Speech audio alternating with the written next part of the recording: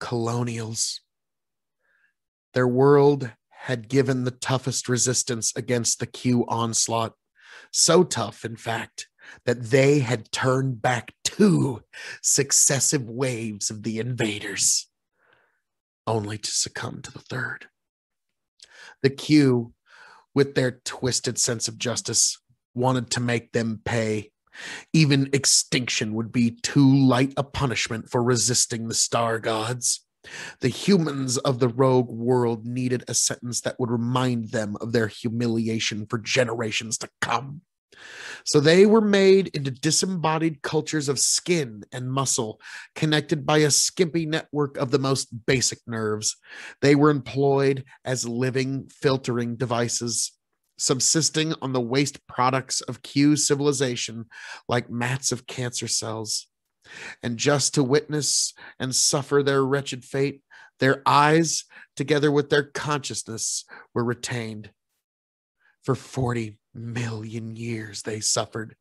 Generation after generation were born into the most miserable of lives while absorbing the pain of all that they were going through.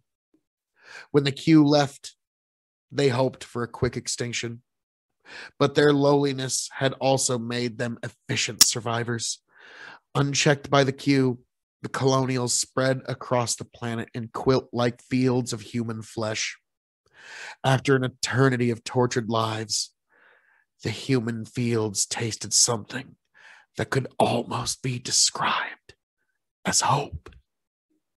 Modular People, descendants of the Colonials. The blind workings of evolution followed the unlikeliest paths, made use of the most fleeting opportunities. The very existence of the modular people was testimony to this fact. Their ancestors, the Colonials, would have been seen as hopeless cripples by almost any observer. They lacked coherent organs, and their existence was limited to carpeting water shores like mats of algae. But as degenerate as they were, the Colonials were resilient survivors, able to hold on to life in the harshest conditions. As time passed, they began to organize themselves in differentiated colonies instead of homogeneous mats. In the colonies, each human cell would perform a singular function and benefit from the union of others. Thus began the great age of organization, during which different colonies competed with each other to developing specialized human cells that would give them an edge in the struggle for life. Some colonies grew enormous taproots that were able to siphon resources from far away. Others abandoned roots altogether and began to move themselves on starfish-like foot segments. Some colonies came up with units equipped with claws and poisons, taking competition to a brand new, deadly level. Others responded to the threat with armor plating or watcher cells equipped with enormous eyes.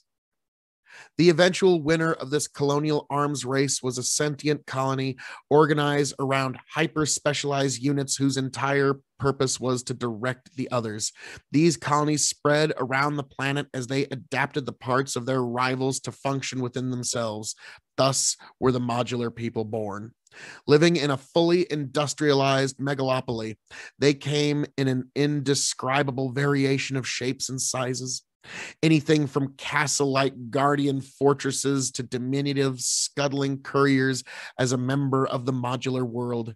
They could combine with each other and split up, or exchange parts as needs presented themselves. The only thing constant in all of their protein existence was their mental and cultural unity. Due to their biological structure, these people had managed the impossible. They were actually living in a world of peace and utopian equality, where everyone was happy to be part of a greater, united wholes.